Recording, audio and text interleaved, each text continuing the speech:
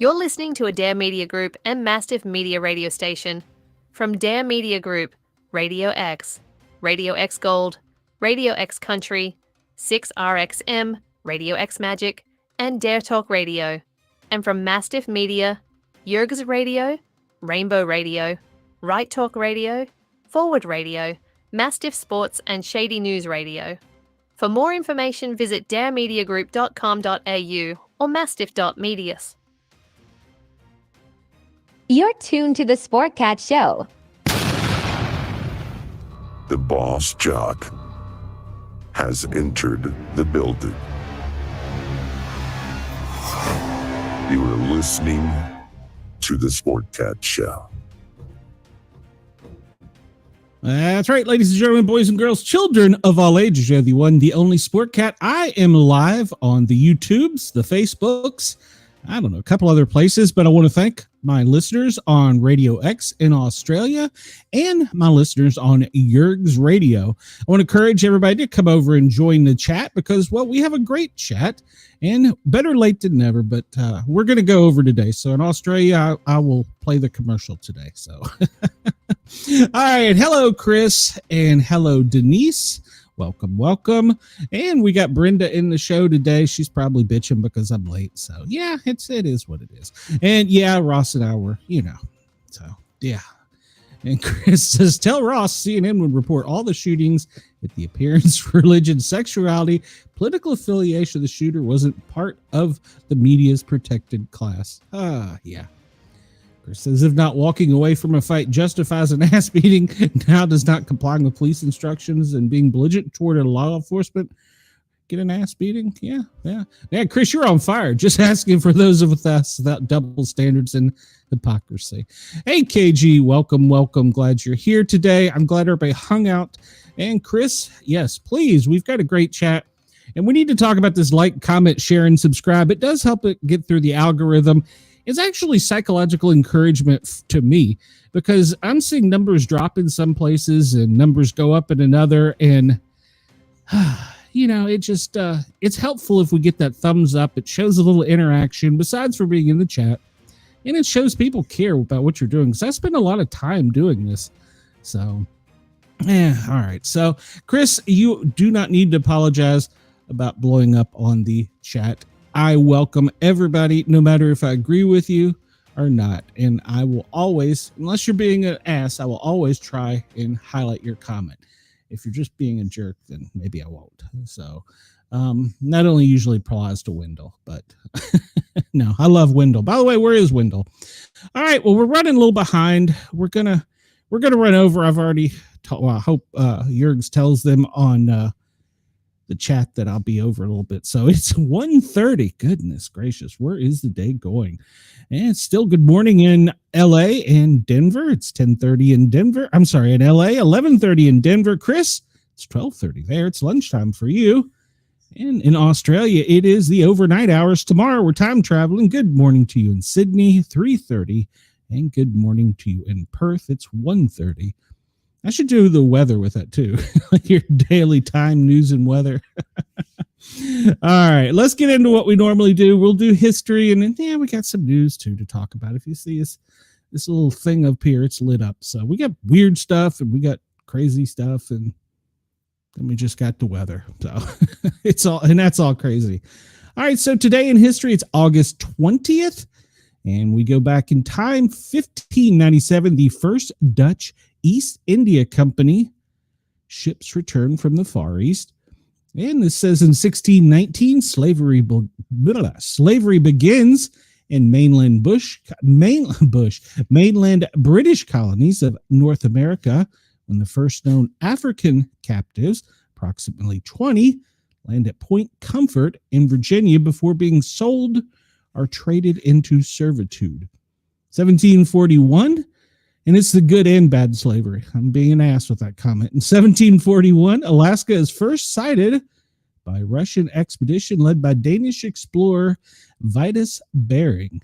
1905, the Chinese revolutionary Sun Yat-sen forms the first chapter of the Tongmenghui Every time I say one of these names, I think of a joke. I don't know if I should tell it on the air. A union of secret societies determined to bring down the Ming Dynasty. 1968, 250,000 Soviets in a Warsaw Pact across Warsaw. It's not my day. It's just not my day. 1968, 250,000 Soviet and Warsaw Pact troops invade Czechoslovakia at night to suppress the Prague Spring. There's a Prague Spring. 1939, Oslo peace accords are signed between Israel and the Palestine liberation, and they stopped fighting for one day. I added that part. 1951, the 12th Venice Film Festival appeared today, or started today. 1882, Pyre Ik Tchaikovsky, I should have just said Tchaikovsky, the 1812 Overture debuts in Moscow. Actually, one of my favorite classical pieces. I love it when the national band for the United States does it on the 4th of July and times it with the cannons. It's great. And even if you need to learn the history, feel it and hear it when you know what's going on with it. 1920,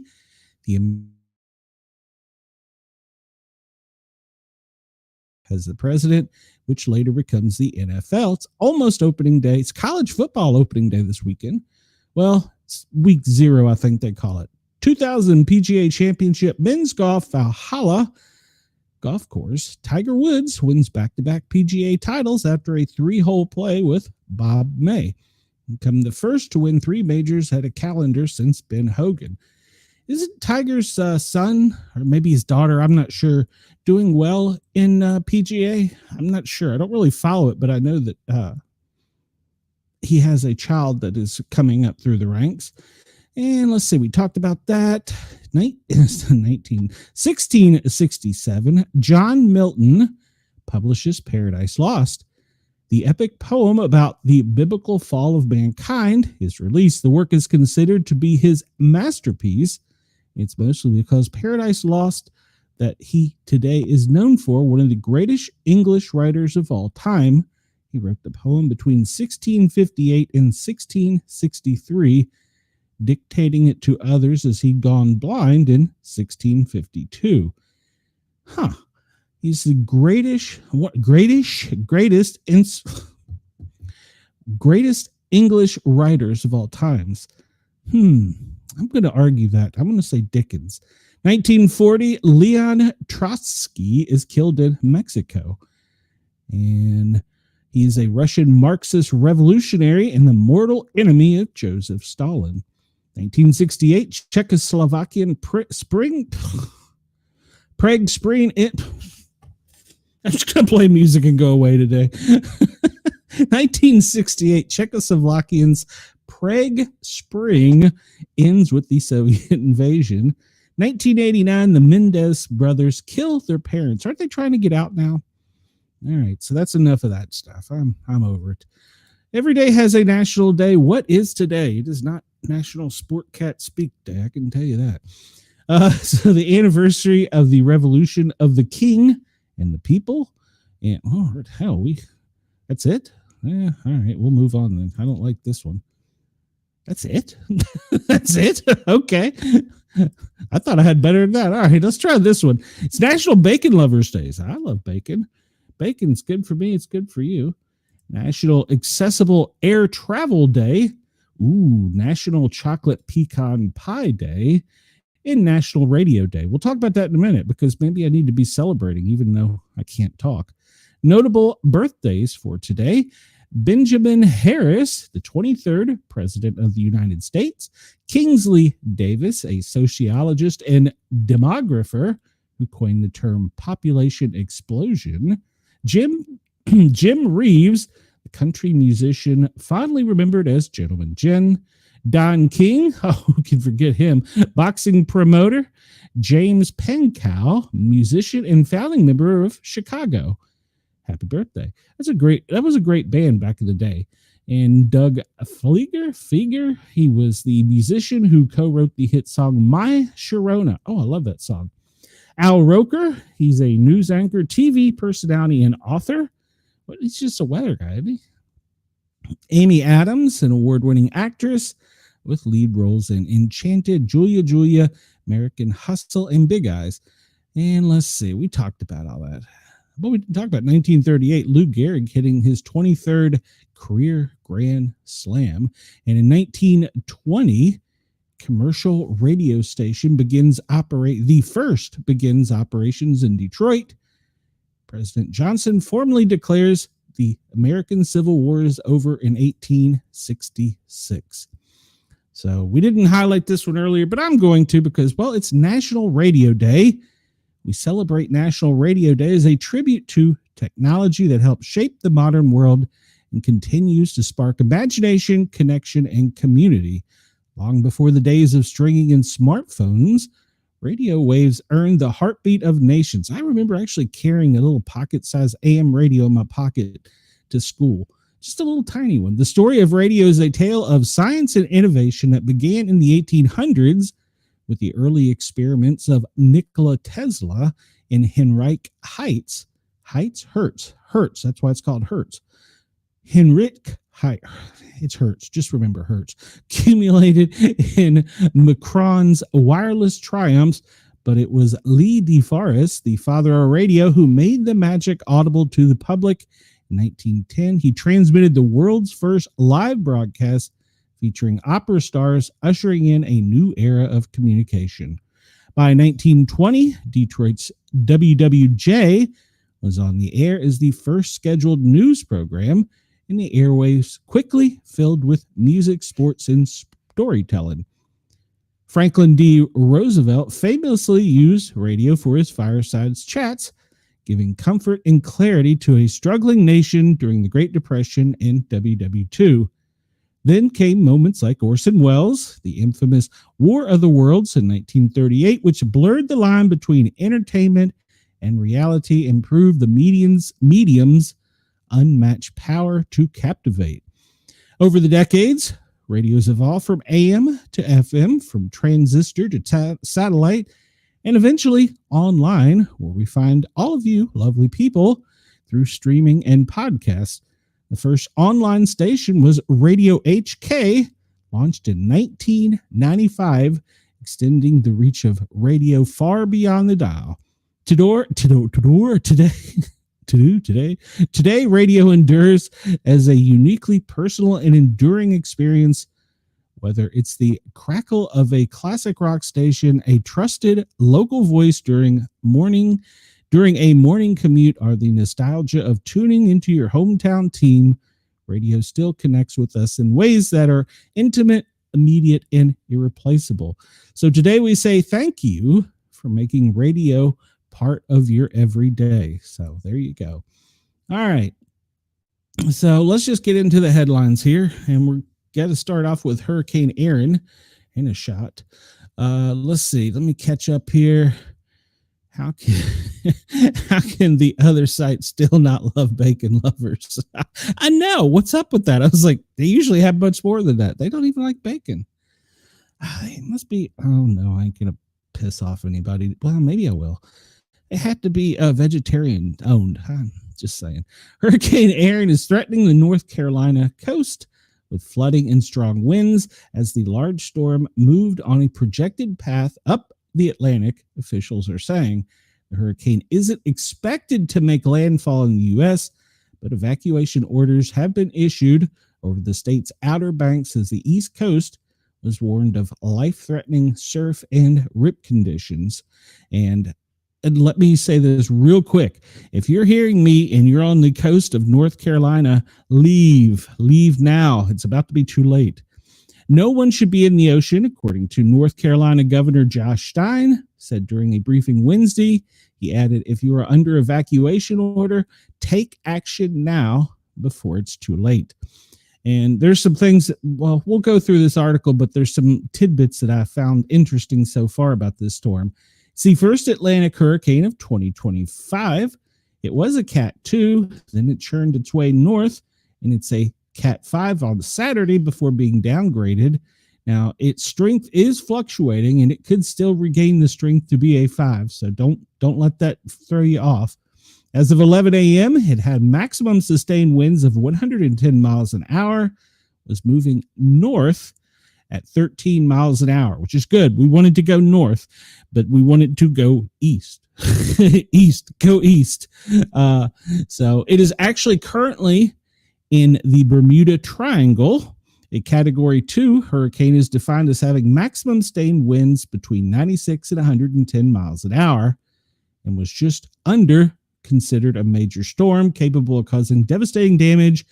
Maximum sustained winds have to be at least 111. Forecasters said some strengthening is possible. Yes, it is strengthening. I listened to it before I came on the air today. So this map shows its projected path. And one thing I want everybody to see, we see these little dots and you think, oh, it's just a storm. It's 225 miles off the coast of the Carolinas. It's halfway between Bermuda and the U.S. This storm is the size of Alabama, Georgia, Florida, and both Carolinas combined, as well as part of Tennessee. It's that large. So just because you see this little dot, you think, oh, it's off the coast. No. It's very large. So they're saying outward, the winds are extending outward of 90 miles from the center. Tropical force winds up to 265 miles. It's actually greater than that now due to the latest update. So, yeah. If you're in the Carolinas, leave. Well, not the Carolinas, but if you're along the coast, evacuate now. If you're on the Virginia Beach coastline, you need to start making plans. And then as you get up into the Delmarva and possibly later, further north it goes up to New York, Delaware, and then out to sea. So the spaghetti models, well, we've heard all kinds of talk about them. So it's supposed to steer away, but it's still so large.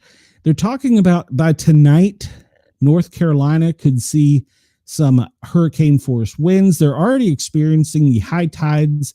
The rip tides have been pretty much current for the past 2 days from Miami up to Virginia Beach. And mandatory evacuations have been ordered on Hatteras and Ocracoke in the Outer Banks. Don't think they initiated it for Oak Island, but just to be safe, I probably would. It's dangerous conditions, and we have to remember we're not halfway through the season yet. So the waves look great, but no, no, stay out of it. I know some people want to go surfing and do all that, but no. So remember, Aaron did form as a tropical storm, as they all do, and then they moved. And we talked about this. I've actually been kind of right on some of my things. I predicted it was going to affect Oak Island, but it's actually moved to the west, and now it's just the Outer Banks, luckily. I mean, not that I wish anything bad on them. I've got friends and family there, but they're still going to get brushed with it. And we see that it's the first significant storm that's going to affect the U.S. And there's some talk that before the end of the day, we may have Ferdinand. So stay tuned. And Ferdinand, well, if you're in southern Florida or the Gulf Coast is where you really need to be paying attention. So, and Chris says the dot is just a center. It's everything around that dot for hundreds of miles in every direction that you have to worry about. Exactly. We're going to look, let's see. Yeah, Chris says, I hope that Monster stays away from Denise. We all do. Denise, we're thinking about you. Yeah, that storm is, and it's going to grow. So let's update this and see if we got any. Yep, we do. Let's see. From North Carolina DOT, is in a release issued shortly after noon, they're asking people in coastal North Carolina to stay off the roads starting late Wednesday through the end of the week.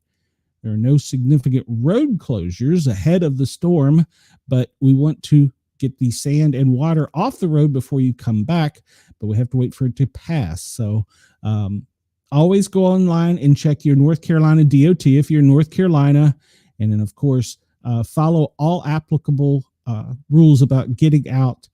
And the ferry division, okay, they're using ferries to evacuate from Ocracoke and they've been doing so since Sunday night. That's a beautiful area of the country.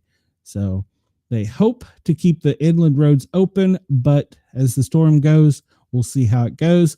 They're already pre-placing people with chainsaws, trucks, backhoes, front-end loaders, and it's pretty amazing how quickly they get the roads cleared up. So, but tonight is going to start affecting the Outer Banks, and then it's going to be moving northward. I don't really have to go through this because we've seen most of that.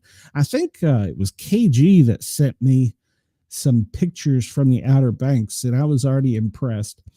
All right, I'm going to bring up this site a little early. This is a radar, and this comes to us from amateur radio. Ironically, on National Radio Day. It's funny, though, if you look at this, they do the Southeast, but we left Virginia out. But we added Kentucky. When did we do that? But you can go find the ARES, which is Amateur Radio Emergency Services, Southeastern U.S. Situational Awareness Map online, and everybody can use it. I like this map here because it's spotlighting not just the radar, which is great, but it's added in the devastating winds. And we can see that from Oak Island all the way up past Virginia Beach to the Delmarva is where the winds are going to start kicking in from tonight onward, and then later in the day and evening, overnight, and tomorrow. It'll be up the coast, depending on if it grows anymore. But I like this one because it not only adds the current position, the trajectory, radar, and wind. So amateur radio does a lot of great things people don't realize, and this is just one free map that's available. They do it. This is for the Southeast, but you can zoom out and see that, like the other maps, they do show where there's watches, warnings, and stuff like that. So KG says a news video of OBX an hour ago showed the already flooded to knee level. Yeah. It's well, they were saying that they already had 10-foot waves, I believe, and they're supposed to get higher. So yeah, if you aren't evacuated now, do it quickly. Get out. There was homes already in the Outer Banks that have been washed away just from the force of the waves coming in, and those homes are built to withstand certain level of hurricanes, but I'm sure over time and aging probably hurts the construction. But this is a storm to be taken serious. I mean, let's just look at this. Bermuda is over here, and the coast is over here, and it's affecting the coast of Bermuda and the coast of the Carolinas. I mean, just think about that. And it is right now currently located, and there you see, from the Carolinas to Bermuda to Florida, it's currently right smack dab in the middle of the Bermuda Triangle, where all kinds of bad things can happen because of other types of activity. And I'm not talking anything paranormal here. I'm talking about you could have geological events too and stuff. That's a notorious area for underwater earthquakes, so which can cause rogue waves. Imagine if we had a underwater earthquake during the middle of this. That just would be devastating. I shouldn't even think about it. That would just be devastating. But you can go check this out. ARES, Amateur Radio Emergency Services, Southeastern U.S. Situational Awareness Map. I'm not sure if any of the other ARES groups have one of these upstate, going northeast, but the southern one is really good. And check it out if you need, especially if you're in any of the affected areas of the Carolinas, because it's going to give you some detailed information. You can actually add in here. Where is it? You can add things in here. It's crazy the things you can add in here. You can add, and let's see, you can add in infrastructure, of course, amateur radio. You can add in, okay, well, they've changed it because, oh, wait a minute, maybe it's right here. You can add cell phones in, special forestry service. Then you have the Georgia amateur radio, which of course is where it's based out of. And then you can add in, well, no, you can add in. Can you add in that? Florida, Kentucky, North Carolina. Okay, all right. And Coast Guard districts, that's new. I don't even know where a Coast Guard district is. I'm sure they're quite busy. You could add time zones. And what it used to have, you could add in things like hospitals, fire stations, and it had all kinds of data layers you could add in here. So it's a great resource. Check it out if you need it. And yeah, look there. Those are the areas currently in trouble. All right, let's move on because we don't want to spend a whole day on it. But we also have to talk about later in the week, one of the things that's pushing this hurricane out to sea is a La Nina. And, well, basically, the La Nina is coming from the north. We're going to see cooler temperatures, and we're hoping it pushes that out to sea. So we're going to start seeing cool temperatures coming through the north all the way down to the south. I don't think it's going to make it to the tip of Florida, but we will follow that and see. So there is a chance that we're going to see some really significant cool temperatures over the next week. It's not going to cool the waters for the other storms, though, unfortunately. We may have cool temperatures, but the water is still going to be warm for a little while longer. All right, well, this is one of my headlines where I had the radioactive shrimp or radioactive fish jumping out of the hurricane. Walmart is recalling, I love this, possibly radioactive shrimp after the public was warned not to eat. Walmart has recalled some of its shrimp products in the U.S. after radioactive material was detected. We have radioactive wasps.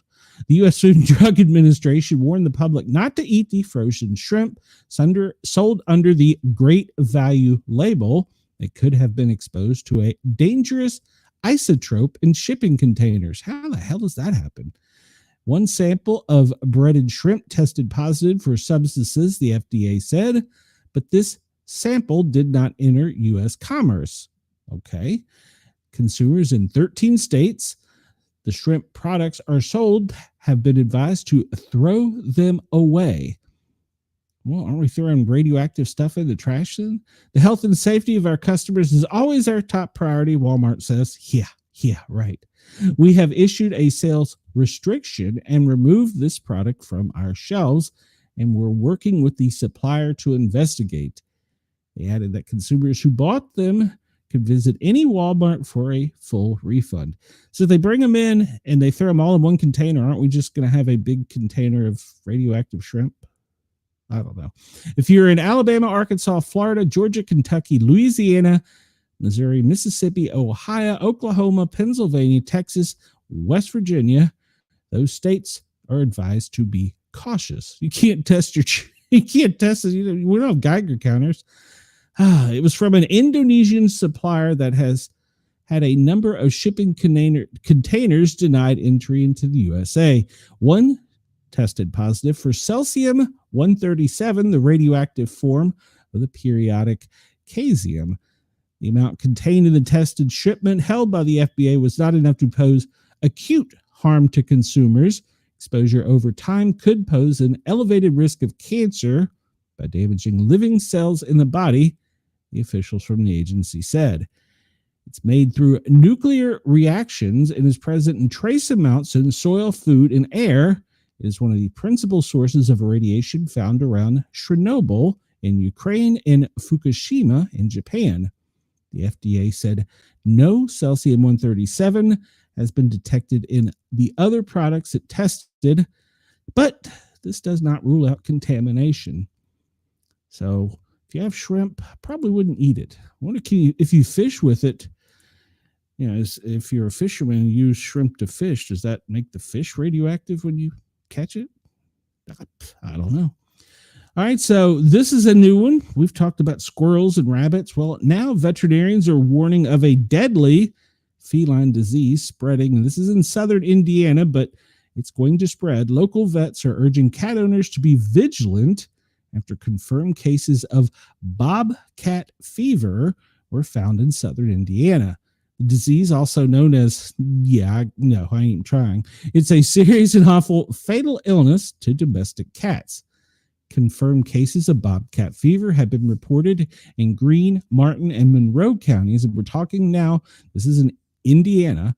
So symptoms to watch for: loss of appetite, lethargy, high fever, difficulty breathing, vomiting, diarrhea, weight loss, signs of anemia or jaundice, and in some cases, seizures.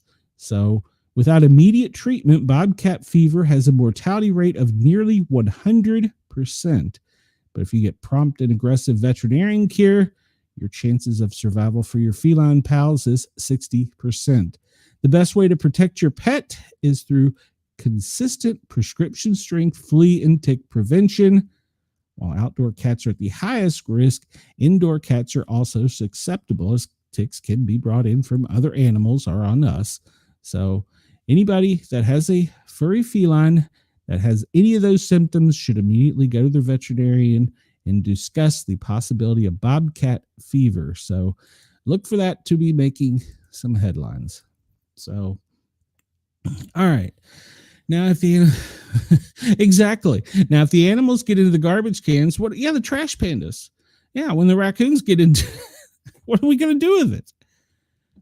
Do you just throw it away? I mean, they're not saying anything about that. I'm sure if you did a deep dive on that, there's probably some hidden memo to Walmart's to put them in special containers for guys in suits to pick up. So, all right, we're going to follow up on this story. I've talked about this story ad nauseum, but we're going to read this one. This comes to us from the Daily Mail because, well, the U.S. media didn't want to touch this with a 10-foot pole. A white man who has been initially identified by police as a victim of the viral Cincinnati brawl is now the 8th person to be charged over the fight. The unidentified man, he's 45, has been charged with, quote, disorderly conduct, which is a 4th-degree misdemeanor, for his, quote, alleged role in the brawl, which left 6 people injured last month. Footage of the wild beatdown, which broke out in the early mornings of 26 July, shocked the nation. No, it shocked the nation that the media is finally showing it. I have been in public safety for quite a while. This is not uncommon. It just got out. 6 people were left severely injured after a large group descended upon several people outside a nightclub. A man in a white t-shirt was shoved to the ground and beaten by 2 men as other members of the crowd jeered and joined in, with only one calling 911. The group beat the man for nearly a minute as he lay in the middle of the street, appearing to step on his head multiple times. They even did a WWE move on him. When the barrage of attacks temporarily stopped, the victim was seen attempting to stand but immediately fell over in apparent disorientation. A woman identified only as Holly had attempted to break up the fight before she was knocked unconscious and fell. It says to fell to the floor. No, she fell to the outside the pavement. Brutal images show the woman suffered a black eye and swollen bruised face. I actually she had a broken orbit. But the victim claimed police act, quote, nonchalant when they arrived at the scene and did not call for backup or an ambulance. Now, remember, I said this earlier. Why did these people not get offered medical care? This was something I said from day one, that none of the police called for an ambulance. And here's a picture of the poor girl. Here's pictures of the bad guys that had been arrested. And talked about Holly defended her actions that night, noting that she was the only person who decided to jump in and help the man because it was, quote, the right thing to do. The man who is scheduled to appear in court on 26 August is the 8th person to be charged in relation to the brutal fight in downtown Cincinnati. The charges against him have brought criticism from the community leader, Reverend Damon Lynch, who believed the arrests were racial motivated. Okay, let me reread that. Well, no, that's right. When I see the mugshots, I only see people who look like me, is something he said on the news. I don't see the person who re-engaged, and so until we see all the mugshots, this is still a racial issue. And so these are the names of the bad guys. They were all charged, and they were awaiting either trial or they're in jail or out on bond. There's also one that apparently had a gun, which luckily was never pulled. There's a picture of Holly. These are other individuals who were arrested in the melee. Some have posted bond. Others are still in jail, as we talked about. And they're still on the hunt for one other guy that was involved. Apparently this guy right here, asking for the public to assist in helping. So if we remember, the brawl shocked the nation, and J.D. Vance was commented on it. And so, but wonder why they're charging the white guy now. The one that was beat down, they're charging him. And a lot of people are saying it's because high-profile leaders that did not look like the white guy were calling for it. Just saying. All right, we talked about yesterday the driver from India that caused damage to the infrastructure in Arkansas with a collapsed bridge and killed 3 in Florida. If you follow the headlines, he has failed an English reading test. He could not identify proper highway signs, according to the Florida Highway Patrol. So if you follow that, there's a lot of stuff going on, but apparently this is not the only one. Alabama truck driver in deadly collision. They were here on work visas. 2 truck drivers involved in the deadly collision killed 2 people in Thomasville, Alabama, were reportedly in the U.S. on work visa. The FBI has reportedly joined the investigation into the crash due to the 2 drivers not being from the United States, according to WKRG. A Russian translator had to be called to the scene because one of the drivers, Andriy Dmitrienko, did not speak English. 31-year-old Deans Kushner was his passenger and also in the U.S. on a work visa. They're going to pay, Thomasville police chief said. We can't make the loved ones yesterday come back, but we can certainly make the ones responsible pay. A single mom of 2, 37-year-old Ashley Marie Springer McDonald, a local football coach, Woody Beck, died in the crash. Both were stopped at a red light when the truck plowed into vehicles from behind, according to WKRG. Around 11:51 a.m. on May 6th, a loaded semi-truck struck 4 vehicles from behind that were stopped for a red light on southbound Highway 43. Video shows no signs of him using the brakes as he struck 4 vehicles from behind that were stopped, according to a news release. Thomasville Mayor Sheldon Day suggested initially something may have happened medically to the driver involved in the crash, but WKRG reported that police say otherwise, given he was walking around fine after the crash and was taken to the hospital for a checkup. They found nothing. All they did was stop at the red light. It could have happened to anyone.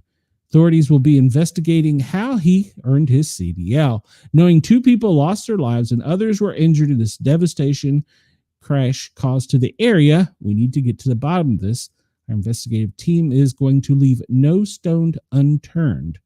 So, American truckers have welcomed reforms made by the Trump administration to restore enforcement of a rule that excludes foreign truckers from roads if they cannot read English language signs and instruction. This change is set by an executive order to be signed by Trump, said the report. The order tells the Transportation Secretary, Sean Duffy, to ensure drivers violating English proficiency rules are placed out of service, enhancing roadway safety, and directs him to revamp other aspects of the trucking industry. My question is, this is like daddy having to tell us to do the right thing. So we have to have a president sign an executive order so that people on the road can speak English. That to me just seems like common sense. This is the part of the opinion section of the show. That's common sense. How the hell do you get a license if you can't read the manual? And don't give me a shit, well, they have manuals in foreign languages. The signs on the street aren't in foreign languages, so the book and tests shouldn't be in foreign languages. So can watch my subs drop, I'm sure. So I don't care. It has nothing to do with where you came from. It has everything to do with obeying the law and being able to pass a simple test. Now, mind you, I probably couldn't parallel park, so I'll be honest with that. All right, well, a blaze broke out aboard the USS New Orleans off the Okinawa coast. And apparently the Japan Coast Guard and military were helping the Navy battle the blaze that broke out aboard the amphibious assault transport docking ship off the Okinawa southeastern coast Wednesday night. Crews are responding to a fire aboard the USS New Orleans this evening, August 20th, talking about Japan time, which is in the vicinity of Okinawa, Japan. The U.S. 7th Fleet wrote in an unsigned statement emailed to Stars and Stripes, "We will provide more details as they become available." Task Force 76 spokesman Lieutenant Commander John Mike acknowledged additional email and phone inquiries but did not provide responses. Camp Foster sent a message to Japan Coast Guard about 5 p.m. stating there was a fire aboard the San Antonio class vessel near the White Beach Naval Facility. According to a Coast Guard release, crew is currently engaged in firefighting efforts, but we've requested the Japan Coast Guard to assist with firefighting, according to the message. No injuries or oil spills were reported, according to the second Coast Guard release. Fire started in the front part of the 684-foot-long vessel, a Coast Guard spokesman told Stars and Stripes. "We do not know if it started on the outside or the inside. We are still investigating." 2 tugboats and an unspecified self-defense force vessel were participating in firefighting efforts at 6 p.m. local time. And they withdrew from the firefighting requests at 5:55 and asked all vessels to stay a mile away. And the Coast Guard initially dispatched 1 vessel and was preparing to join firefighting efforts as of 8:30 p.m. Japan time. I have to bring up to see what time it is in Japan right now. But so they are fighting a fire on a Navy vessel.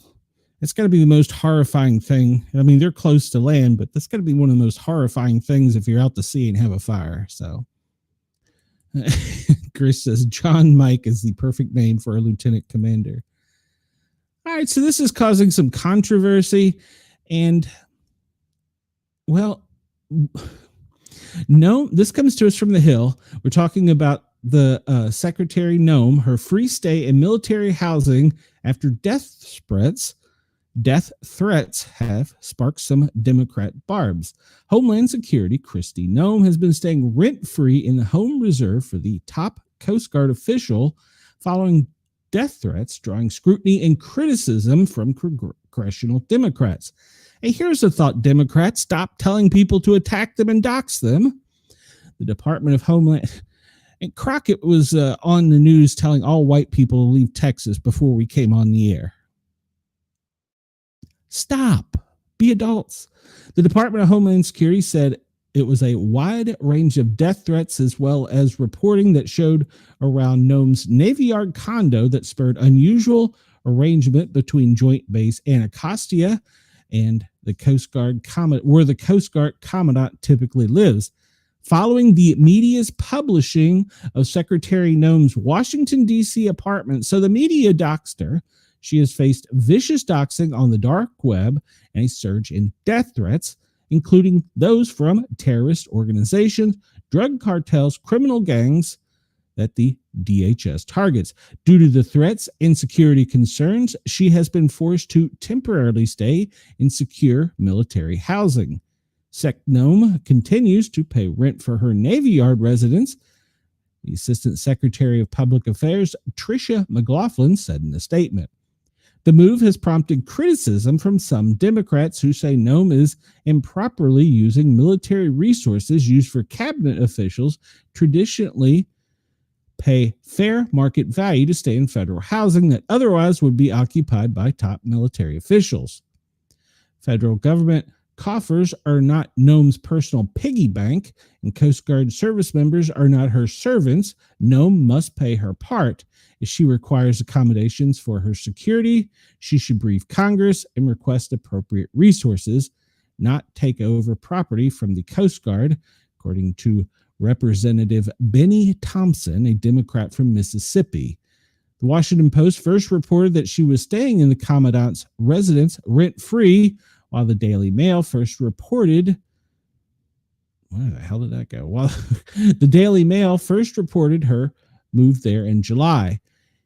McLaughlin went on to criticize the Post for choosing again to publish where she is staying, endangering her security. It's a shame that the media chooses sensationalism over the safety of people, enforcing America's laws to keep America safe. But Democrats argue the arrangement takes advantage of the Coast Guard an argument that comes after Nome has faced fire for routinely using the service's jet. Well, she's been using that ever since she took office. The quarters for the Coast Guard Commandant would typically be held by Admiral Kevin Lunday, the number 2 official who is leading the Coast Guard in an acting capacity, but who has not yet been nominated. Senator Chris Murphy, a Democrat, told the Post the Commandant's house is not a vanity residence and that Nome is essentially taking the property from the military. It's a real insult to the brave men and women who are protecting our shores that she thinks this house belongs to her instead of the Coast Guard. While cabinet officials are not provided housing, military personnel are giving a housing allowance based on their rank, family size, and location. According to the Post, Coast Guard members typically use those funds to pay for a lease, including at Joint Base Anacostia Bowling. Nome has previously come under fire for tapping into Coast Guard resources. In May, the Coast Guard added $50 million to their budget request in order to fund the purchase of a new plane that would largely be used by Nome, sparking outrage by the Democrats. I was horrified last Friday when we received a last-minute addition for a plan to spend in fiscal 2025 a new $50 million Gulfstream for Nome and her personal travel coming from the Coast Guard's budget. She already has a Gulfstream 5, by the way. This is a new one. Representative Lauren Underhill, the top Democrat in the House Appropriations Subcommittee on Homeland Security, said at the time. And the Homeland Security has defended the request. The current CG 101G550, wow, is well over 20 years old. It's outside of the service life and well beyond operational usage hours for corporate aircraft. This is a matter of safety, much like the Coast Guard ships that are well beyond their service life and safe operational usage. Coast Guard aircraft are too. The administration is taking action to restore our nation's finest maritime armed service to a capable fighting force. Post on Friday reported Nome has been using the Coast Guard jet extensively since taking office, including for 9 personal trips to South Dakota. Federal law requires those trips to be reimbursed at the same cost as a seat on a commercial flight, which McCaughlin told the Post Nome has done. Thompson on Friday referenced the jet as another example of her stretching the resources of the Coast Guard. If Secretary Nome is living rent-free in military housing, she should be ashamed.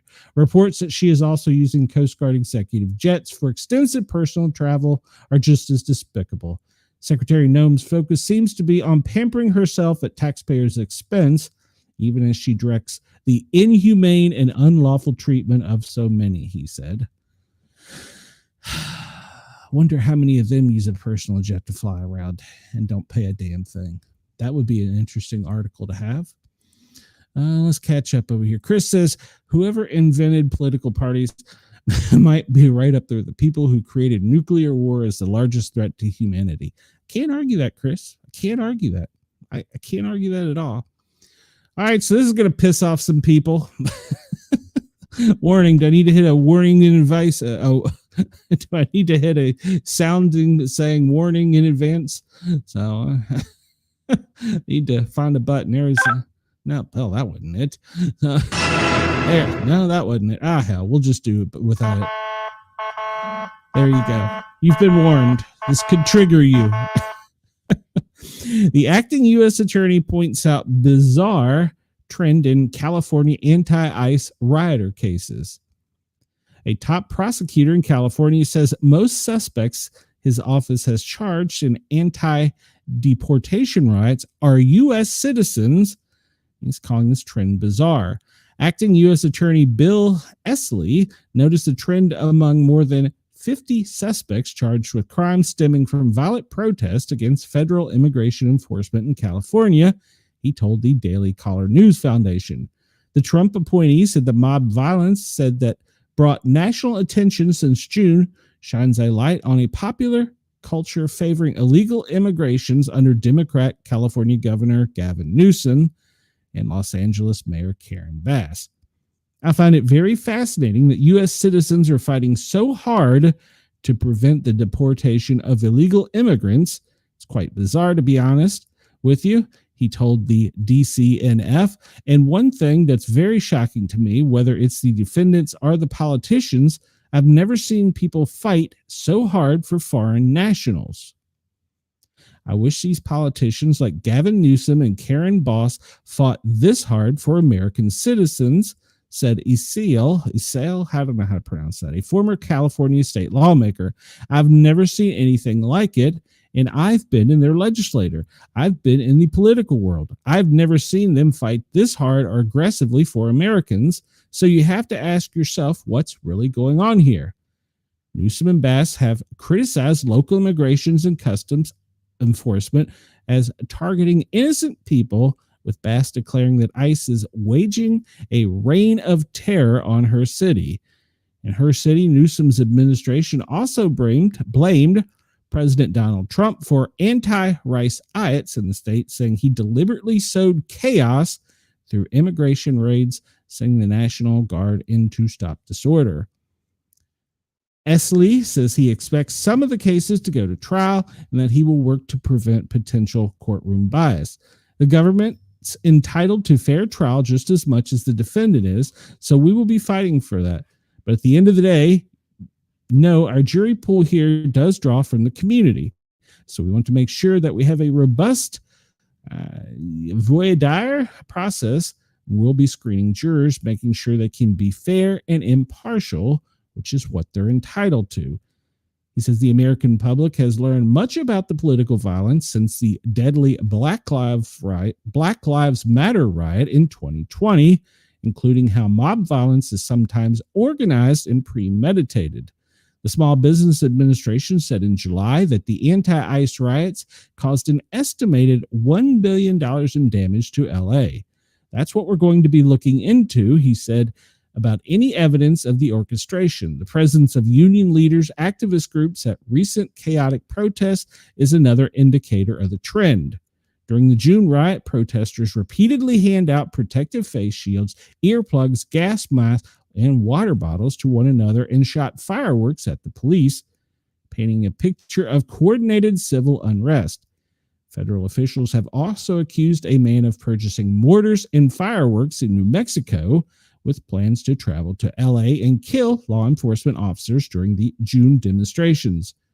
In July, people defending a cannabis farm from an ICE raid in California allegedly threw a tear gas canister near federal agents' head and fired shots at them during a demonstration, encouraged by the leftist groups. A federal probe into potential funding behind the violence is ongoing, he told the DCNF. Potential charges could include conspiring to assault or impede agents or even wire fraud. The 2020 riots also showed that America can't tolerate political violence. It has to be rooted out and stomped out quickly.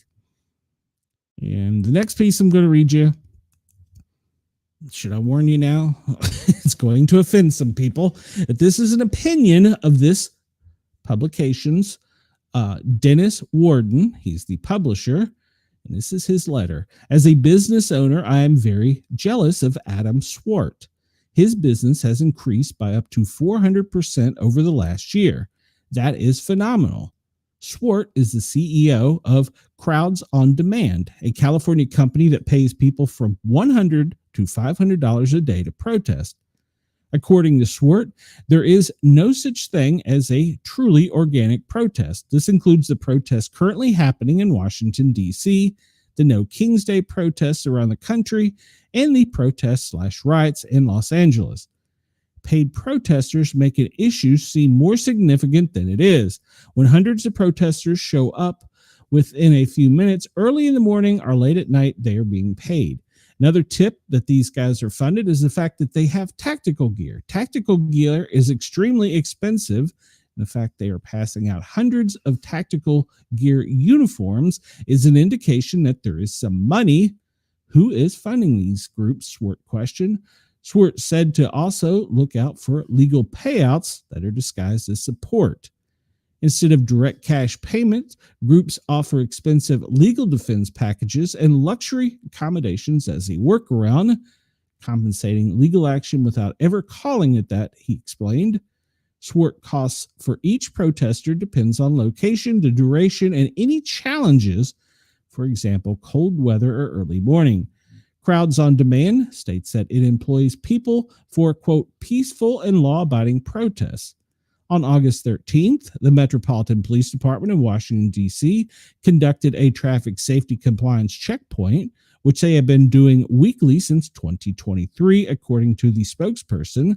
These checkpoints are an educational enforcement tool used to encourage safe driving and hold violators accountable. Well, it was different this time. Trump, just 2 days earlier, had announced he was using Section 40 of D.C. Home Rule Act to legalize federal D.C. Police Department. Because of this, protesters were on the street at the checkpoint to harass officers who were doing their job to make the city safer. Any driver who has driven for more than a couple of years has been through a traffic safety checkpoint. Another day, protester accused D.C. police officers of being Nazis. You will never know a moment of peace. People are hired to do more than protest Donald Trump's policies. Public relations firms often hire protesters to create a specific narrative. Lobbyists hire individuals to influence public opinion on legislation. Companies may also pay someone to protest online or in person to amplify their message. Political advertising in the U.S. is recognized as a form of, quote, free speech protected by the U.S. Constitution. I sell advertising for political campaigns and issues. I'm well versed in both state and national laws that mandate disclosure of funding sources. These laws require political ads to clearly state who paid them, helping voters know who is behind the message being presented.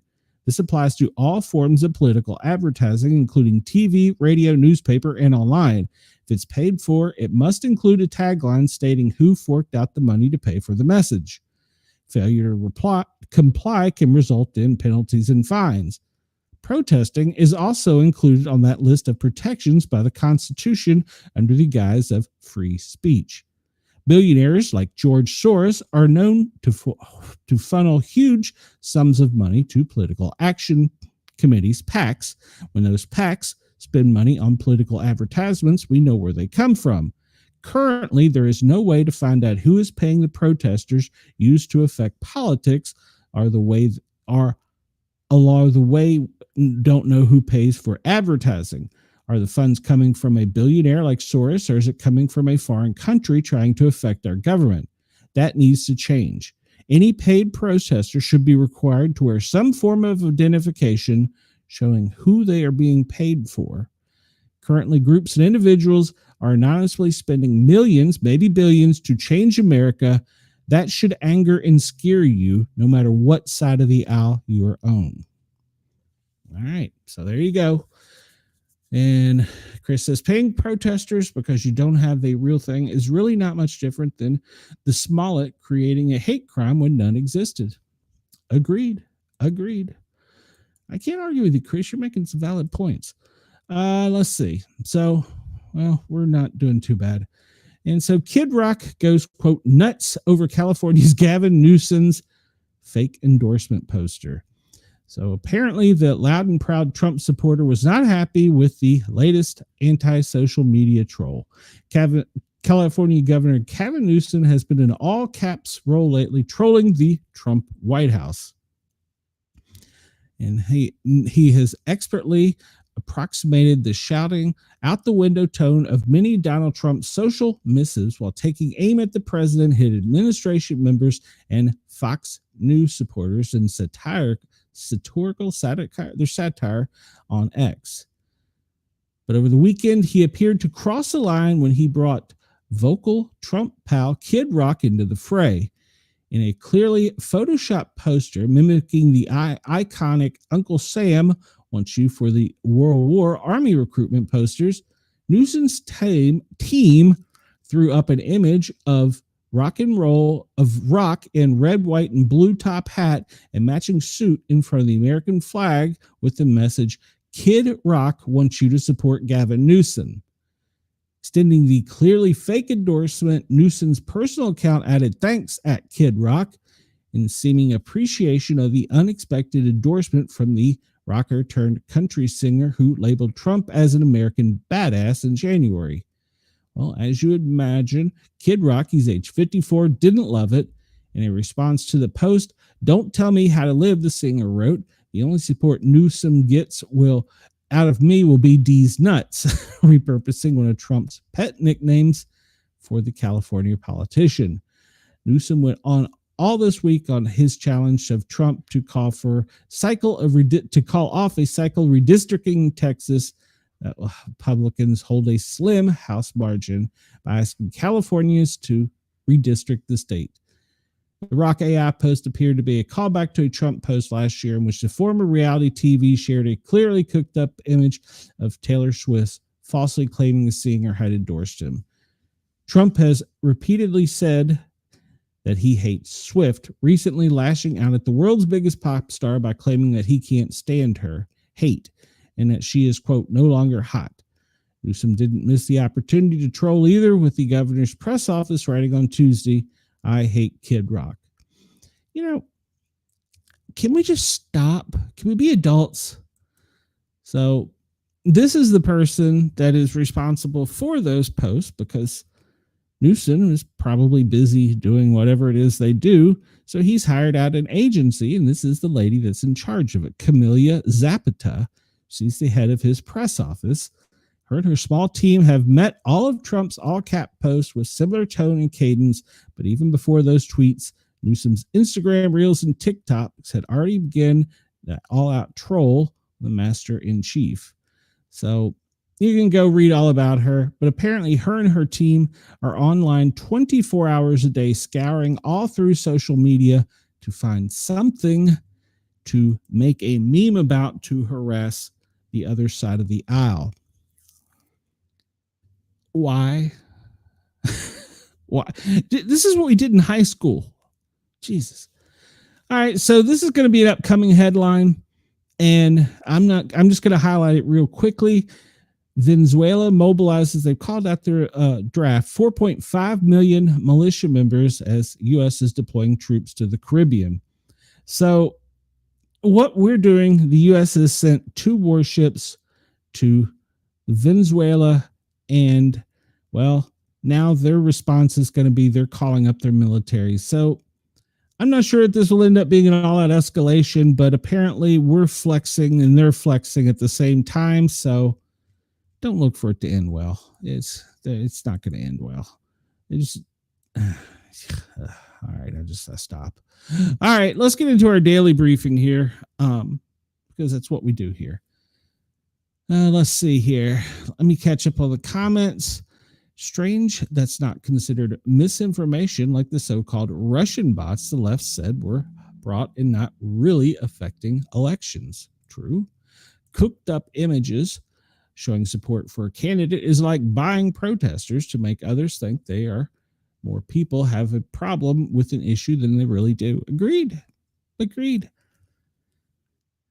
can't we stand up there, tell us what you're going to do, and then effing do it? And if the other side doesn't like it, they bring a speaker to come up there and say what they don't like about it and what they're going to effing do, and then handle it peaceably through either legislation or law. Well, it's the same thing. Through governing. How about that? Let me rephrase that. Through actual governing. We don't need parents up there or kids up there. We need adults. And right now on both sides, we got kids. All right, that was the Sportcat rant for a moment. I'm sure there'll be more. So today we're going to talk about the FEMA Daily Operations Briefing for Tuesday, August 19th, 2025, as presented at 8:30 a.m. this morning. So they're not monitoring anything new, which I really find interesting because we've got a huge hurricane off our coast. But they're hazard monitoring heavy rain, flash flooding, southeastern U.S. and southern Appalachia. Hey, that's me. Excessive heat in the southwest and lower Mississippi Valley. And we're talking about tropical activity in the Atlantic. Erin, she was Cat 3 at 8:30, And then we have 2 disturbances right behind her. And in the western Pacific, we have 1 disturbance. In the tropical outlet, we see the little dot Erin. She's much bigger than that, and she's moved to the north more. And we see this one, which is disturbance 1, and they're saying it has about a 60% chance, while this one only has 30. I think that's actually been increased for this one, the second one. So at 8 a.m., she was northwest, traveling northwest at 7 miles an hour and 110 miles an hour. And they forecast her track to continue to the north and then hopefully push off to the east, but she is still traveling northwest at 7. And the most likely arrival of winds, well, guess what? They're coming for you. You're going to start feeling them in the south, and then the coast is going to be affected by late this afternoon into the evening. And the peak storm surge, they're estimating for the coast of North Carolina, to be 1 to 3 to 2 to 4, depending on where you're located. The central and east Pacific, there's really no activity over the next 7 days. And this one's really a nothing story. It's just out there to sea, causing a storm. All right, so this is going to bring heavy rains to the coast, obviously, but we're going to see spotty showers all the way up from Maine down to Florida, back over to Arizona, up through the Four Corners, back over to the Great Lakes. You're going to see spotty showers today. As temperatures come in, expect a few thunder boomers in this area, the middle part of the country. I'm sorry to the Dakotas. You will probably get a little bit as that cold front comes down and continues to move to the southeast. And we're anticipating some heavy rain in the Appalachia, North Georgia mountains, following the Appalachia all the way up to Southwest Virginia. Wednesday, we'll take a closer look at this on the national to NOAA's website. But we're going to see the storm's going to move up to the east with heavy rains going from the Chesapeake through the Delmarva up into the New York, then to the New England regions by Thursday. Excessive heat, yes, it's here. From the Mississippi River almost past Kentucky up into Indiana is extreme heat. Well, pretty much if you're in the south, it's a hot one. Temperatures could be as high as 104 in Louisiana today, and back over in Phoenix, 108. We'll take a look at that in a minute. The fire in Utah, the Monroe Canyon, still at 80%. The Lee Fire at 60%. And then the Sunset Fire in Idaho, 0%. And the Red Canyon in Wyoming at, 28%. I did sleep last night. I didn't sleep well. All right. So space weather outlook. NOAA is saying there's nothing going on, but there is some scientists warning that there could be a solar storm coming because there's going to be a black moon this weekend, whatever the hell that means. I haven't researched that yet, so don't hold me to that one, but it's supposed to be different than an eclipse. I haven't researched it yet, so I can't tell you, but it's coming this weekend. So the FEMA offices have 17 activated throughout the country with 64 major disasters, 7 emergency declarations, one of them being the entire state of North Carolina. We're still working to repopulate and house 12 separate missions. And we have 9 supported disasters working. When they say supported, that's being worked through state, federal, local agencies and assistance from outside resources. And then 6 joint recovery offices are up and working. So we'll continue to see that change. Let's look at the president's schedule for today. I want to update it because, well, he changes it throughout the day. All right, here we go. So we'll go back and look to see yesterday. Did we miss anything? Well, he signed a bill at 1 o'clock. I didn't know what time it was. And then at 4:19, she takes part of the press pool to the patio on the Rose Gardens to visit the site and do equipment testing and setup. All right. And then at 6:07, there was a full lid called. At one point in time, I don't know if it was during the 4:19 one, she had a fit and threw the press out. I didn't read what that was about, but apparently she got testy with them. This morning, 9 a.m. was the normal time for the White House pool. And in 11:32, there was a press office lunch lid, meaning that everybody in the White House stays in the White House and has lunch, or you don't get in. And then at 4 o'clock, the president is participating in a swearing-in ceremony for the U.S. ambassador to the EU. I don't know who that is. All right, let's go over here. The next thing we'll look at WRC because, well, they update everything. Live updates on the Trump administration. Defense chiefs meet on Ukraine. Texas GOP members to vote on redistricting. Vance and Hegseth visit National Guard troops amid the crackdown. That was 20 minutes ago. And judge denies Justice Department request to unseal Epstein grand jury transcripts. He said that the federal judge in New York who presided over the sex trafficking case against the late financier has rejected the government's request to unseal the transcripts. All right. And now there's a debate over the Texas redistricting map, and it centers on why? It centers on race. So, like I said, one of the senators was telling white people to leave Texas. Texas can't require the 10 Commandments in every public school classroom, according to a judge. More than 90 people were arrested in D.C. last night, according to the White House. Made 91 arrests last night, one for armed robbery, according to the White House. Other arrests include one for assault with a deadly weapon, outstanding warrants for child abuse, and involuntary manslaughter. Law enforcement have seized 8 illegal firearms. The arrest included 25 undocumented immigrants. The official said many of them had criminal histories, including threats to kidnap or injure a person and drug possession, but did not specify the number. They said this brings the arrest to the total number of people since this started to more than 550. It was how many days ago?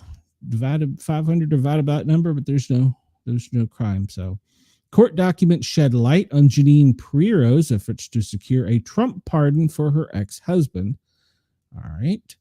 Apparently, she contacted Trump and other allies to get her husband, Albert, a pardon after he sought one during his first term by filing election technology company. Okay, I don't know anything about that.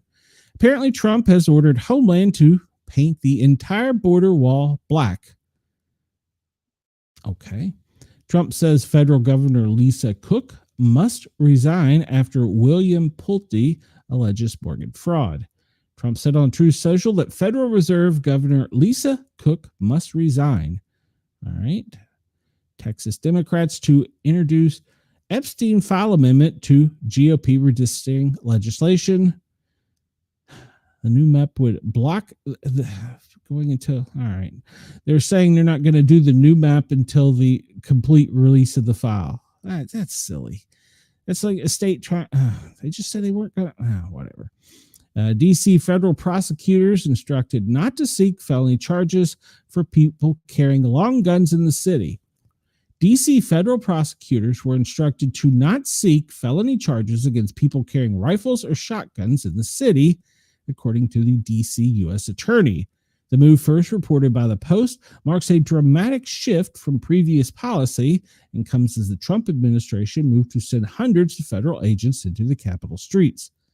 Criminal culpability is not determined by the instruments people employ, but the intent and conduct of the actor, U.S. Attorney Janet Pirro said in a statement. Crimes are intentional acts and will be prosecuted to the fullest extent by the office, regardless of what instrument of criminality they used. She said that her office would charge suspects with any violent crimes with long guns or firearms trafficking, such as the sale of guns to prohibited persons. But possession of a rifle or shotgun outside the home or at a place of business will not result in charges as it had in the past. Police officers have seized at least 68 firearms since the law enforcement began in August 7th, according to statistics released by the White House. Most firearms are related to handguns, not long guns. And let's see, Hamas is accepting a ceasefire. Didn't we just say they had back in 1980 they agreed to peace? And Texas Republicans, they're going to vote on the map. NATO defense chiefs meet on security guarantees to Ukraine. So there you go. And people see the all-white, this is from Chris, people see the all-white Gavin Newsom and J.B. Pritzker are running out of their states and think it's easy. That takes bad governance and overtaxation to get these kind of results. Chris, you're on fire today. I love it. Let's see. Let me update this because it's got to draw its new map. There we go. Let me make this bigger. All right. So this is, of course, the National Weather Services update for the day. And this is their morning update, I still believe. Nope.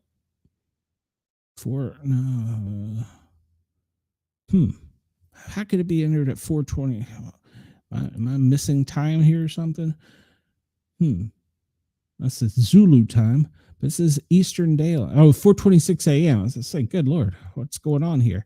All right, so this was their morning report. And they're showing on today, Hurricane Aaron still off the coast, causing rain to the coastline, extending into deep into the Appalachia.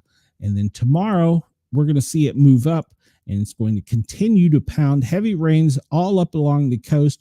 We're going to keep an eye and see which way it continues. We're hoping it continues to the east. These fronts coming down are going to bring cooler temperatures and hopefully push her out to sea.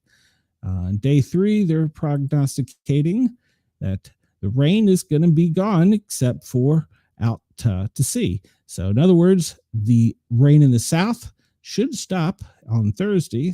I don't know that I buy this, but they're saying that you'll only see spotty showers from Virginia down through Mississippi, back over to Texas and Florida, with her moving out to the east. I don't know if I'm buying that one. All right, let's see here.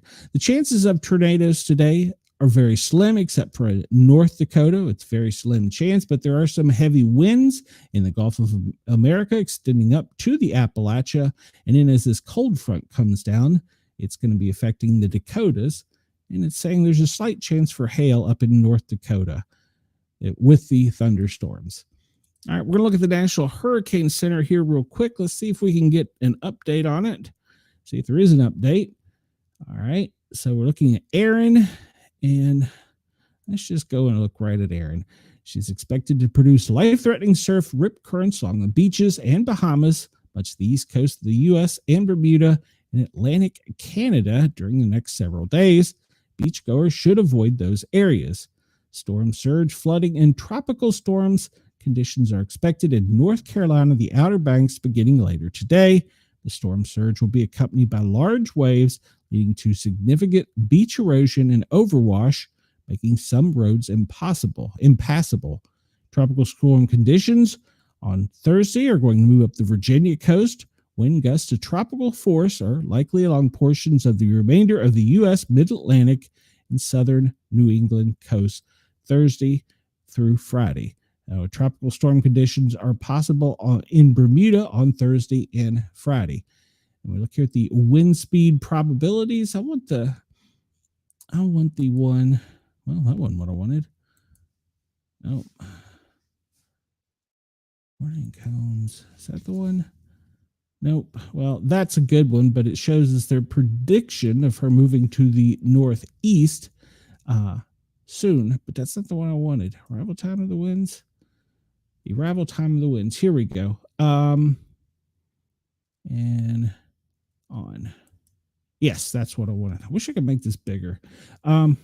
So we look here and we see that she's going to be producing some winds, which are going to start affecting the coast anytime now from the deep southern part of North Carolina, and they're going to extend up into the Chesapeake.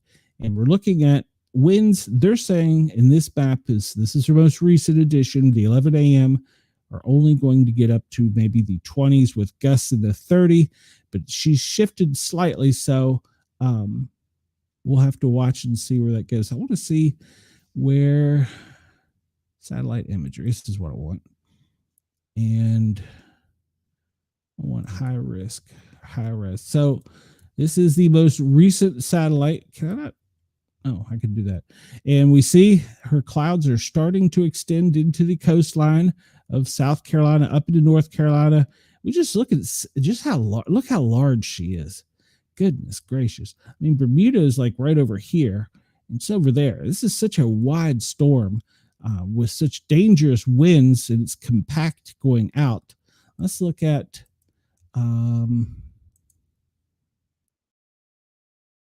visible. And we see her over here. In this one, we can see where this is the visible satellite. So this is showing the lower clouds as well. So we see the clouds starting to extend to the Carolinas, and they're already up into the Chesapeake Bay. I mean, just look at how large she is. And as she continues this northward track, it could be trouble for the Delmarva and the coast of North Carolina. We need to keep a real close eye on that over the next few hours. And let's see. And this just shows you how angry that storm is. And we look and see, we'll look in a minute and see the electrical activity on it. But I mean, like I said, Bermuda is right over here and the coast is there. And look how wide this storm is. That is just impressive. So she's trying to get tighter again as she's going into these warmer waters, is what I saw him saying earlier on the news. And let's see, one last look here. I want to see. Which one was it? No. I've lost my way. Okay, nope, that wasn't it. That water vapor wasn't it. Okay, all right, well, anyhow, you can see what a dangerous storm she is. If we look out there, the Atlantic, I mean, look how large she is. Whew. And what high winds. I wish I could get one that showed the, I guess I can. All right. Well, can I get, well, this, what does this one do? Okay, that's as the sunlight comes. You can see, look at her track. She is still moving north on this track. So, and this is as of 1740 Zulu. So that's 1 hour ago. And she's still moving north as of 1 hour ago. She hasn't turned yet. That's the dangerous part of this storm. And just look at her spinning there. She's just continuing. She is traveling north. So those bands are going to really affect the Outer Banks. And we really want her to turn. We really want her to turn. And just look at the violent storm she's already lashing out on the coastline. So as she continues to move north and tightens up, that's going to be trouble. So everybody keep your weather radio handy and be prepared, because, well, we've pretty much looked at all this already, but there's the most recent image of her. So yeah, be weather aware. Please, if you do not have one, buy a weather radio. I need to find one and give some product demonstrations of them. Unfortunately, Mrs. Sportcat doesn't give me a great budget. So if anybody wants to donate to the cause, and I'll buy several weather radios and we'll have a show just talking about them and how they work. Of course, I'm an amateur radio operator. I can go into a little more detail. I'd be glad to do it if anybody wanted to donate to the cause. Just let me know. All right, so this is the latest satellite, which we just discussed. Let's get into some weather prognostication here. Washington, D.C., well, cloudy today with a high of 83. Chicago, you're looking at high of 74 with cloudy skies. New York, well, you've got rainy skies, a high of 72. And then we get up here into Burlington, Vermont, high of 68 and cloudy. Over in LA, we'll hop down south to our friends down under in just 1 second. 89 in LA is your high, sunny skies. Seattle, well, Seattle, you're looking at a high today of 72, sunny skies. And we see they've already put in disturbance 1 with its possible development areas, and then disturbance 2, which you're saying is going to take place. And look back here, boom, there's another one. We're not out of this yet. Let's go down to Australia so we don't let our friends feel left out down there, because I do appreciate everybody at Radio X and Dare Talk Media for allowing me to tickle your ears.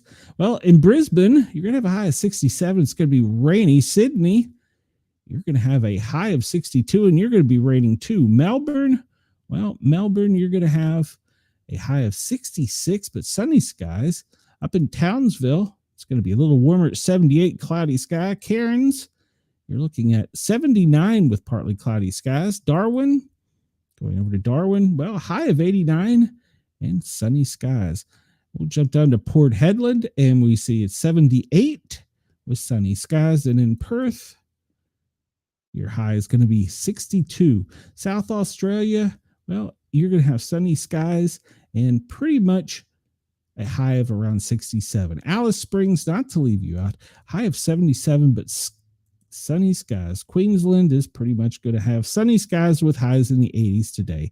Did I mention Adelaide? I don't know if I did or not. High of 63 and cloudy today. So that is our forecast for them. And was there anywhere else we wanted to do a forecast for? we have talked so much about the Southeast United States and the Mid-Atlantic region, but look how this one's already pushing towards Bermuda. Bermuda needs to keep its eye on that one, and Floridians need to keep its eye on this one. So, all right, let's move on. We're here. This is our AI-generated wind, which pretty much we have talked ad nauseum about wind today, so I don't know if we want to get too carried overboard. But there we can see the winds. We can change this to waves too. So let's change it to waves here in 1 second. And we can see the winds are already impacting, according to the AI art generated, it's already affecting the coastline with it pulling in. Let's look at, let's do the waves. And we look there. Wow, look at how far she is pushing out. Let's see. Can we see? Yeah, I mean, look how far from the center of that storm she is churning and pushing out. Another thing somebody brought to my attention, her winds start at the bottom of the storm and go up.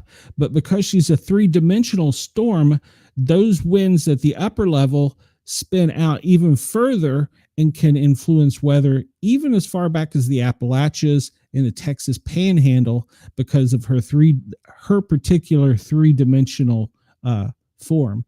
We see there the current is trying to go out, but she's affecting it and pushing hard. So that's what's causing, if you look that right there, perfect example of rip currents. You see the coastline, currents are going this way, but the tide's going this way, and this is pushing against it to go that way. So perfect example of the rip tides along the coast right there from Florida up to pretty much the tip of North Carolina. Perfect example, actually a beautiful example of, we did waves, right? Yeah, we did waves. And we do. That shows the movements of just the ocean that she's changing. Look at the energy that she's producing and going outward, all that energy. And we'll look at particles real quick, and because I want to show you guys on this map, it'll give us a little bit better view. We talked about, all last week, we talked about the dust. It's going to cool the winds. It's going to cool the winds and keep, because it won't be able to get warm. It's going to form ice particles. It's going to slow her down. She's just taken that right in with her and just churned and heated the ocean up as she's went through. And it's been very, very impressive. I don't think that did anything. But yeah, she's been a very crazy storm. So, all right, we'll zoom out real quick because I don't want my people down under to think I forgot them, because I do appreciate them, and I'm going to run over today. So I hope Radio X and Dare Talk Radio allow me to stay on we're going to stay on for about an extra half hour, since Jurgs and I were engaged in deep conversation. The AI winds, we see pretty much all of the wind in Australia is coming out of the center of the continent, and it's swirling on both east and west sides, pulling down from the north. So you're going to have some northerly winds, which means you guys will get a little bit of a warm up today. Let's look at current warnings. First thing out of the gate, test message from Montgomery County, Maryland. Who knew? A flood advisory in Tennessee. Well, that's going to affect me later today. We have all kinds of small craft advisories from the coasts of Georgia all the way through the Carolinas. Special weather statements. That's in Volusia, Brevard County. And it's a marine weather statement. Virginia, you're already starting to issue some special weather statements. And Georgia, South Carolina, you have your high surf advisories and rip current statements. Then we have in the South, Arkansas, Louisiana, and Mississippi, heat advisory, moderate, and some parts of the state will be extreme. California has a moderate heat advisory, and we have tropical storm warnings up here in the north starting. I brought this one up for you, Denise. So you see this tropical storms warning severity. This goes from 2:47 today. So this one just came out a few minutes ago. And goes till tomorrow at 6 a.m. So the coastal waters from Little Egg Inlet to Great Egg Inlet, New Jersey, outward 20 nautical miles from the coastal's water edge from Great Egg Inlet to Cape May. a tropical storm warning with winds exceeding 25 to 35 knots, gust up to 45, 12 to 17 foot waves. All right, so when? Well, they're putting this in effect now. It's going to go into effect, probably stay through tomorrow. So, Denise, I'm not sure if you're anywhere near those areas, but you can see they're starting to put warnings out. Actually, you're a little further north. Let's see, catch up here. And all kinds of beach hazard statements. There's another test. He just has to do these test messages. I don't understand. Coastal flood advisory. Yeah, but that's already moving up the coast, Denise. So let's go look at the map and see if we can zoom in and help you out a little bit more up here. So we see, from Tom's River. I've been to Tom's River. Coastal flood watch.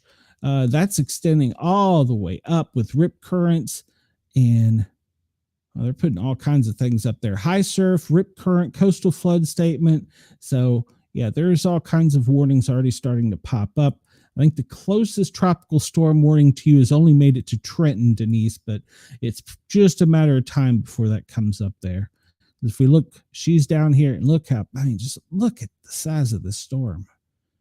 I mean, that is so impressive. So, so we see all along the coast, we've started to see the high flood warnings, the beach statements. Of course, the mandatory evacuation notices have already been put in place. Get out if you're in these places before it's too late. And they've already got, as KG reported, winds and water up to knee-deep levels. So it's not going to get any better for the next few hours.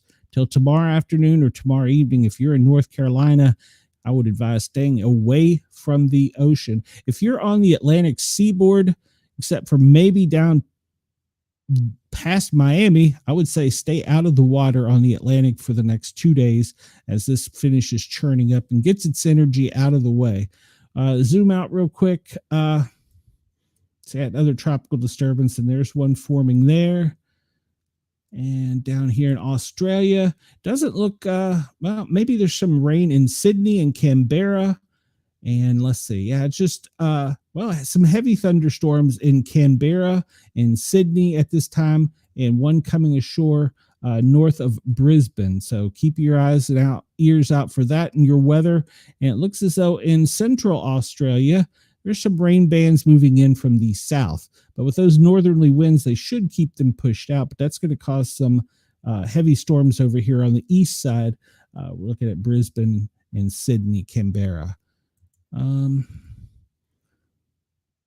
What is this one? This is just radar of the world and pretty much what we just looked at. So we'll move on from this one. Let's look at the lightning activity, the electrical activity in these storms. It's top of the hour, 3 o'clock. If you're listening to us on Yerg's Radio, Radio X, Dare Talk Radio, thank you for tuning in. We appreciate you letting us tickle your ears. Come over to YouTube and find us under the Sportcat shows. Join in the chat. I've probably already bored my audience to death. So, all right, let's look at the electrical activity, and we'll start trying to wrap down a little bit. We look and see in Mississippi, there's a big storm right there just north of Jackson, extending all the way up almost to Columbus, Tuscaloosa, even a little bit of electrical activity. Montgomery over to Columbus, Georgia. That's a pretty decent sized cell.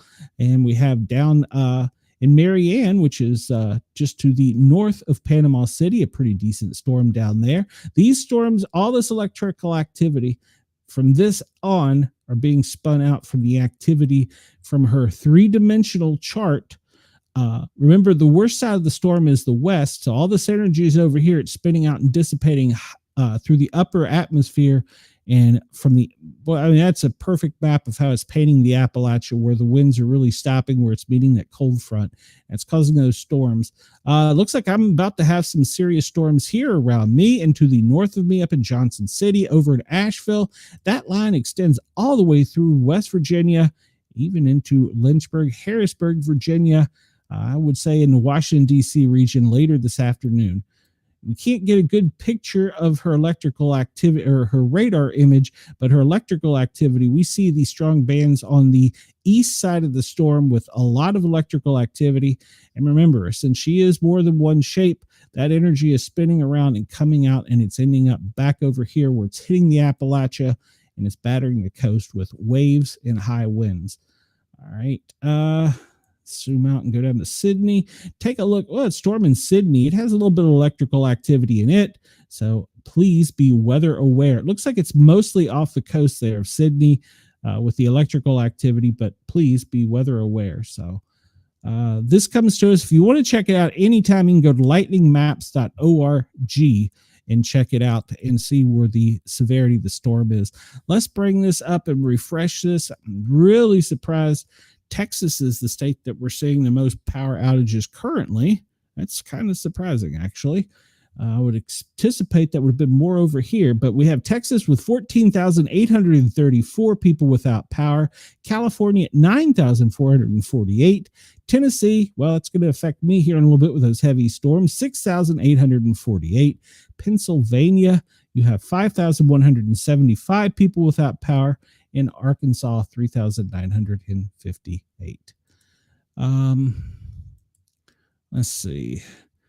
We talk about the heat. I'm going to skip through this one real quick because it looks like the hottest right now is Phoenix at 106, Houston, you're 94, New Orleans, the dirty city of the South, 93 with Jackson at 94, Tampa, you're at 92, and the Keys, it doesn't seem like it ever gets that hot down there.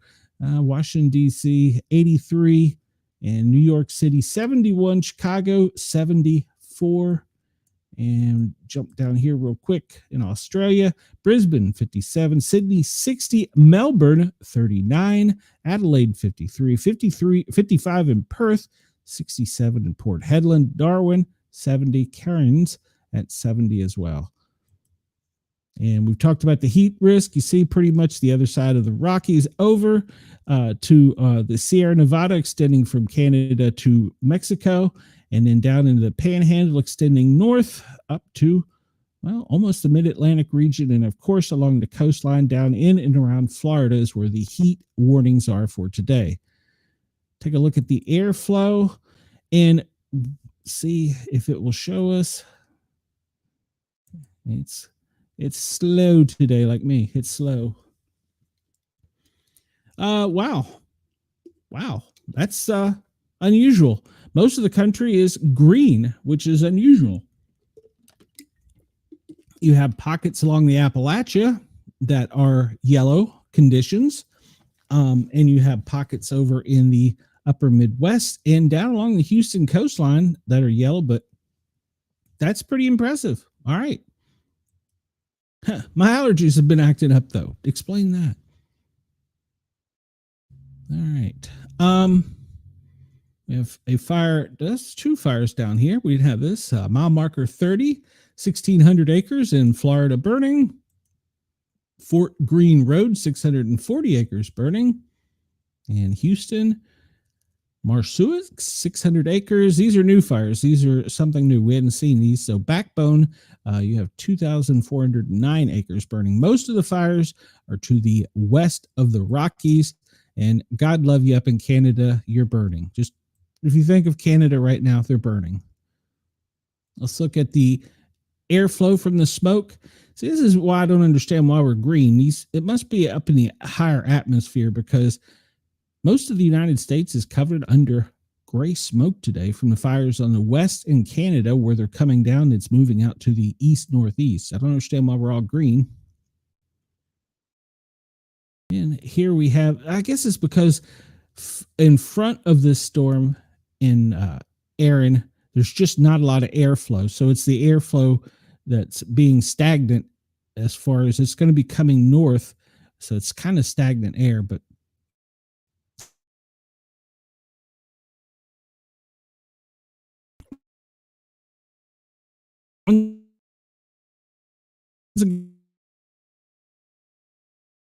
again, she is in the middle. I want her to go west. Currently, she's not going west. And there is only a minor space warning for some solar wind. And the most recent earthquake, let's see, last hour. Most recent earthquake in Central California was a 2.6.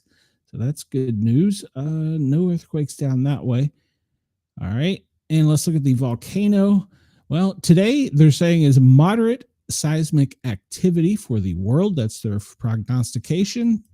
And we have in Kilauea and Great Sitkin, you are both orange for your alert levels, and Spur is yellow. So please, if you're, well, Sitkin, you're over in Russia. I doubt you're listening to me. Maybe you are. I don't know. Let me know if you are. You can be careful because your volcano warning is orange. Kilauea, orange, Spur, yellow. And let's move away from this real quick.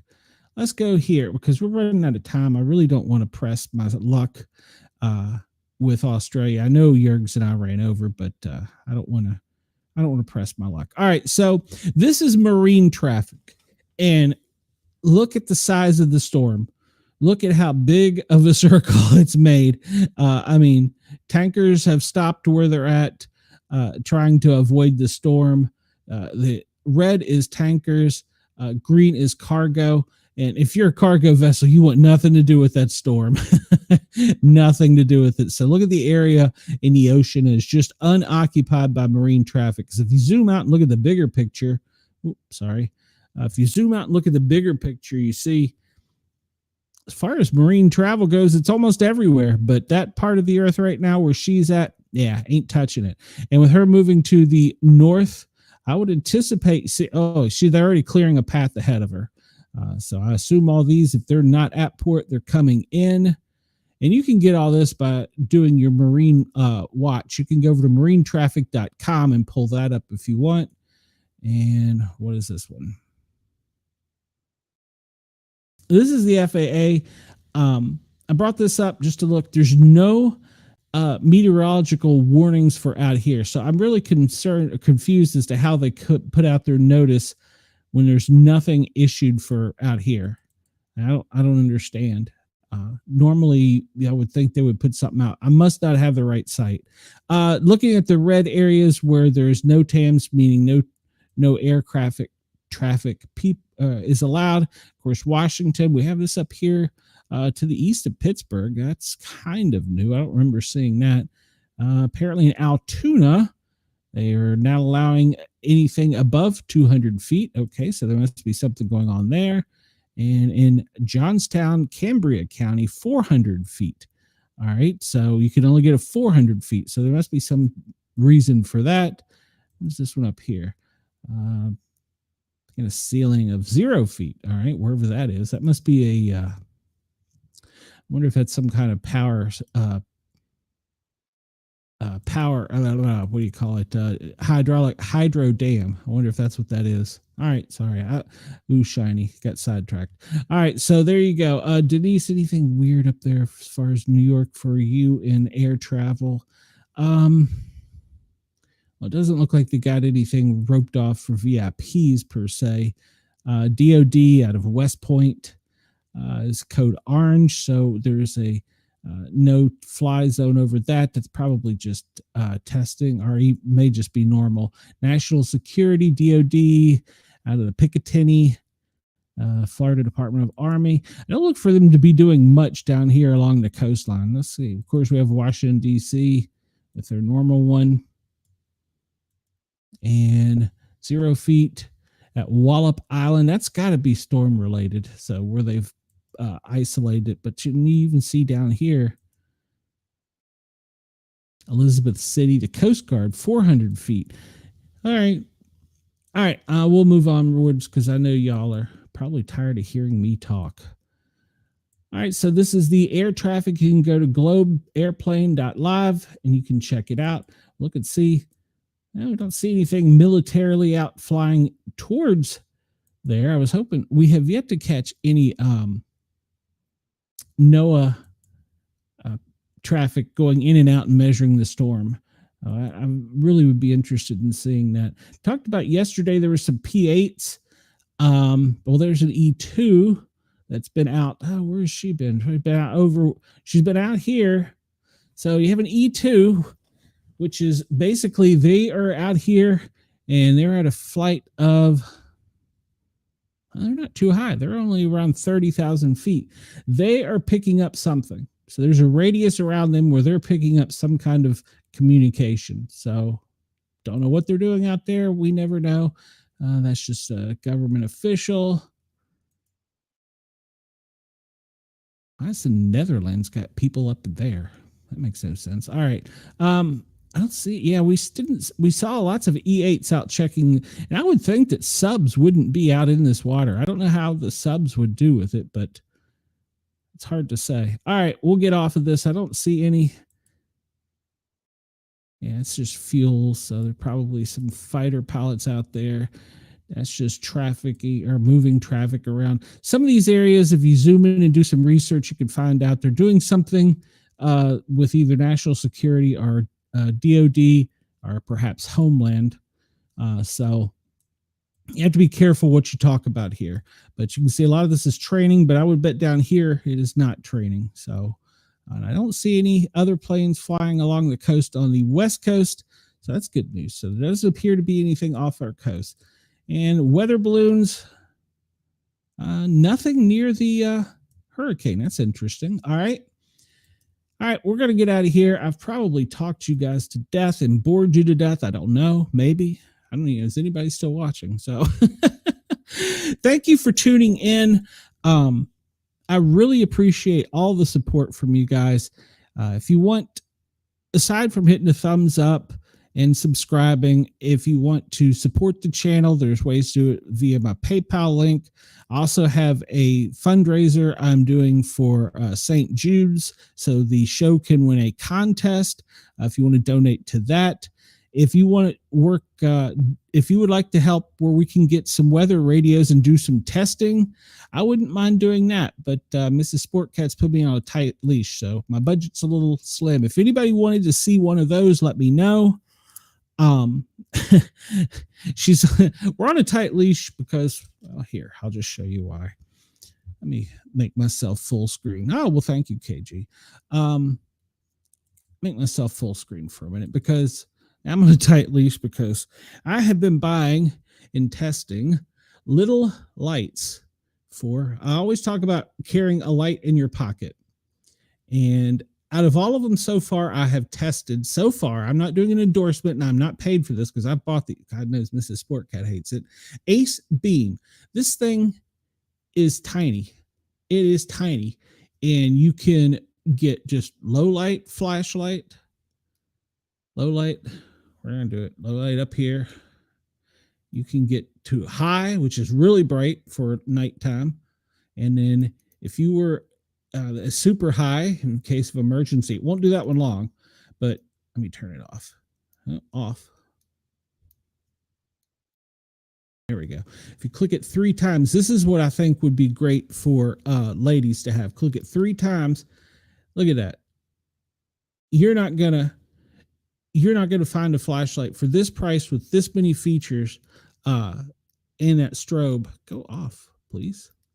There we go. You can buy this on Amazon. Tiny, weighs next to nothing. It's got a USB-C. I'm not endorsing this. It's got a USB-C where you can just click it up, plug it in. Lasts with moderate use, Sportcat use, about 2 to 3 days. It's tiny. I mean, it's tiny. And it's a great thing. So that's one. Mrs. Sportcat's got on me because I'm on this light buying thing. But just to show you, I always talk about you should carry a couple things in your pocket. I can't open this one, but I've got a letter opener there. They're both the same size. They both weigh next to nothing. So always have a little light and a little tool in your pocket. All right, I'm going to get out of here. If anybody wants to donate to the flashlight cause, let me know.